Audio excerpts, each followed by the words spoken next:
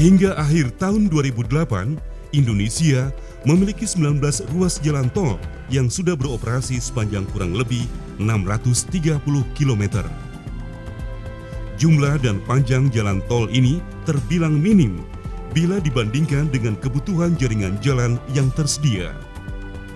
Kebutuhan jaringan jalan tersebut makin mendesak seiring dengan meningkatnya jumlah kendaraan yang beroperasi saat ini. Untuk mempercepat pertumbuhan jalan tol, Kementerian Pekerjaan Umum telah melakukan sejumlah pembangunan jalan tol secara lebih agresif. Salah satunya, penyediaan jalan tol di wilayah Jawa Tengah. Jalan tol ini merupakan suatu harapan serta kebutuhan masyarakat akan ketersediaan dan layanan jalan tol di Indonesia, sekaligus dapat memberikan pertumbuhan usaha jangka panjang yang berkesinambungan. Selain persoalan infrastruktur, Kementerian Pekerjaan Umum juga memperhatikan perihal keselamatan pengguna jalan tol. Peraturan tersebut terangkum dalam Standar Pelayanan Minimal Jalan Tol Peraturan Menteri Pekerjaan Umum Nomor 392/PRT/M/2005 tentang Standar Pelayanan Minimal Jalan Tol. Beberapa standar minimum yang harus dimiliki antara lain jarak aman kendaraan, kecepatan kendaraan, hambatan lalu lintas yang harus dapat diselesaikan tidak lebih dari 30 menit, patroli kendaraan derek, serta patok kilometer yang harus tersedia tiap 1 kilometer. Standar ini memiliki 6 substansi pelayanan, yaitu 1. Kondisi jalan tol yang diukur dari tingkat kekesatan minimum lebih dari 0,33 mikrometer.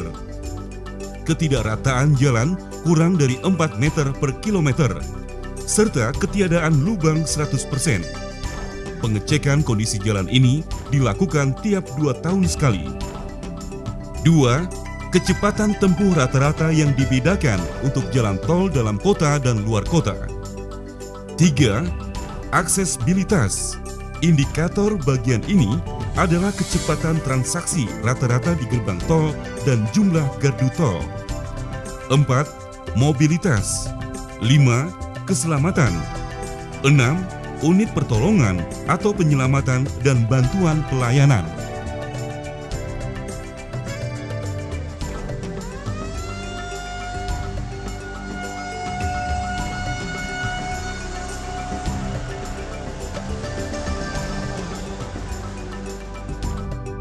Masalah saat berlalu lintas di jalan tol tidak jauh berbeda dibandingkan dengan masalah di jalan non-tol.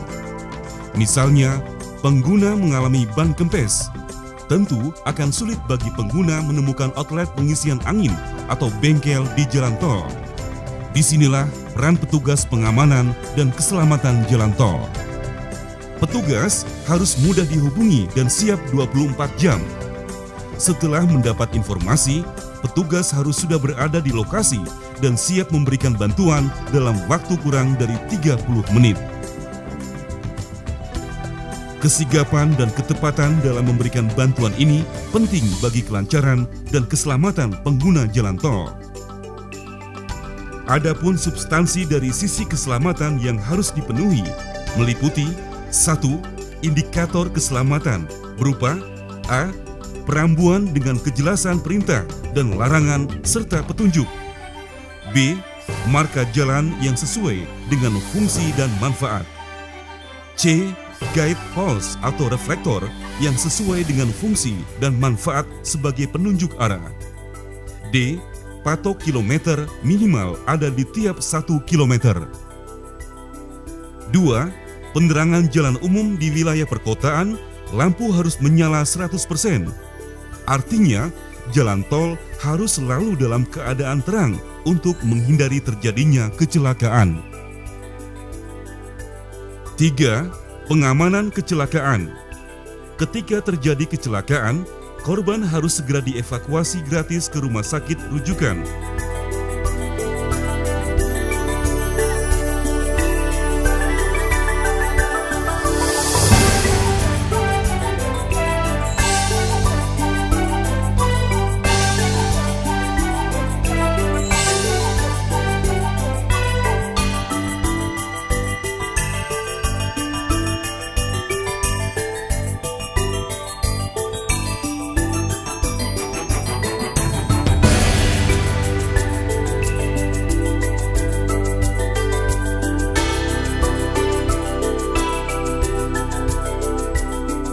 Sedangkan kendaraannya segera diderek gratis ke pool derek di wilayah jalan tol.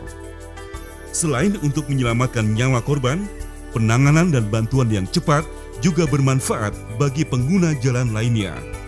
Setidaknya, antisipasi kemacetan akibat kecelakaan tersebut dapat diminimalisir.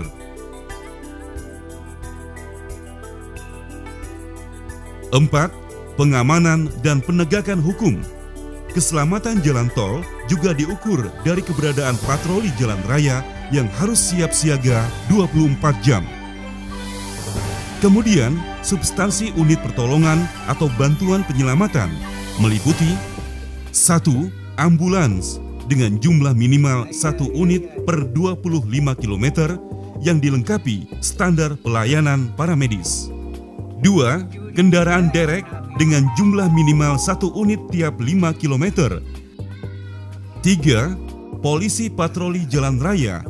4. Patroli jalan tol dibutuhkan minimal 2 unit tiap 15 km. 5. Kendaraan rescue dibutuhkan minimal 1 unit per ruas jalan tol dilengkapi dengan perlengkapan jalan tol. 6. Sistem informasi harus ada dan siap menerima dan memberikan informasi dan komunikasi kondisi lalu lintas di setiap gerbang masuk. Jalan tol Semarang-Solo pengelolaannya oleh PT Transmarga Jateng. Adapun panjang jalan kurang lebih 72,6 km dan jalan tol ini merupakan bagian dari Trans Jawa dan melewati beberapa kota diantara dari Semarang, Ungaran, Bawen, Solo Tigo, Boyolali dan Kota Solo sendiri.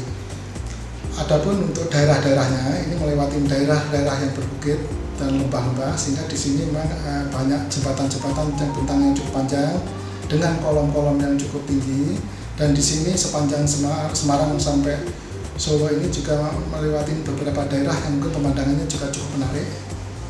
Adapun saat ini progres pembangunan saat ini Semarang Ungaran sudah selesai konstruksi yang sebentar lagi bisa atau siap untuk dilaksanakan pengoperasiannya. Adapun untuk Ungaran Bawen saat ini sudah persiapan konstruksi dan tanah pun sudah hampir selesai. Adapun untuk Bawen Solo ini pemerintah pun sudah mentargetkan 2014 sehingga kita akan berharap bisa terrealisasi hal itu. Selama ini, jarak tempuh Semarang-Solo bisa memakan waktu sekitar 3 jam. Bahkan, waktu tempuh bisa lebih lama jika menumpang kendaraan umum. Sedangkan, jika jalan tol Semarang-Solo kelar pembangunannya, waktu tempuh Semarang-Solo hanya 45 hingga 55 menit melalui tol, jauh lebih efisien dibandingkan melalui jalur konvensional. Tentang jalan tol, kami sambut dengan senang hati dan jalan tol merupakan kebanggaan warga kami di sini. Harapan kami segera mungkin jalan tol ini dipercepat sampai ke Solo. Harapan masyarakat Kota Semarang seperti itu.